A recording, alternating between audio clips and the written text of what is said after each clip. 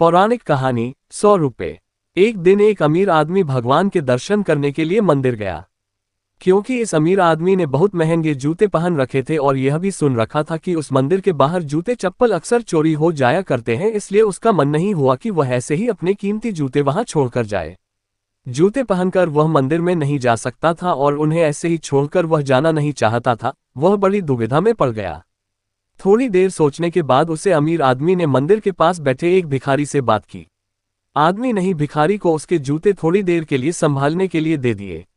भिखारी भी उसे बात के लिए राजी हो गया। पूजा में बैठे बैठे अमीर आदमी के मन में ख्याल आया कि है भगवान, आपने ही कैसी विषम दुनिया बनाई है।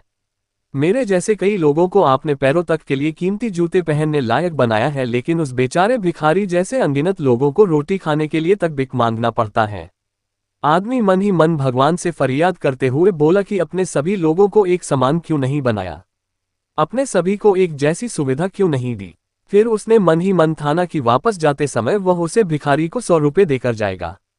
पूजा खत्म होने के बाद जब अमीर आदमी बाहर आया तो ना उसे अपने जूते दिखे नहीं भिखारी से लगा भिखारी किसी काम से कहीं गया होगा, इसलिए थोड़ी देर उसने वहीं खड़े रहकर अधिकारी का इंतजार किया।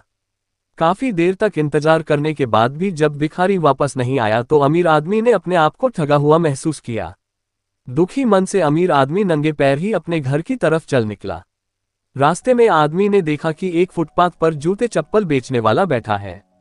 आदमी एक जोड़ी चप्पल खरीदने के लिए उसके पास पहुंचा।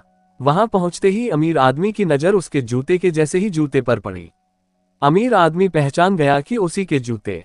पूछने पर बेचने वाले ने पहले मना किया, लेकिन बार बार पूछने पर और दबाव देने पर उसने माना कि यह जूते उससे एक भिखारी 100 रुपये में बेच कर गया है। अमीर आदमी बिना चप्पल खरीदे मुस्कुराते हुए वहां से अपने घर की तरफ नंगे पैर ही चल पड़ा। उसे भगवान से की गई अपनी फरियाद का जवाब मिल चुका था। उसे समझ में आ गया था कि जब तक लोगों के कर्म एक जैसे नहीं होते तब तक सब एक समान नहीं हो सकते। भगवान ने उस भिखारी के तकदीर में 100 रू लिखे ही थे, लेकिन कैसे कर्म करके उन्हें लेना है यह उस सेल भिखारी के हाथ में था। वह चोरी ना भी करता फिर भी उसे 100 रुपये मिलने वाले थे। शायद उसके ऐसे ही बुरे कर्मों की वजह से भिखारी था।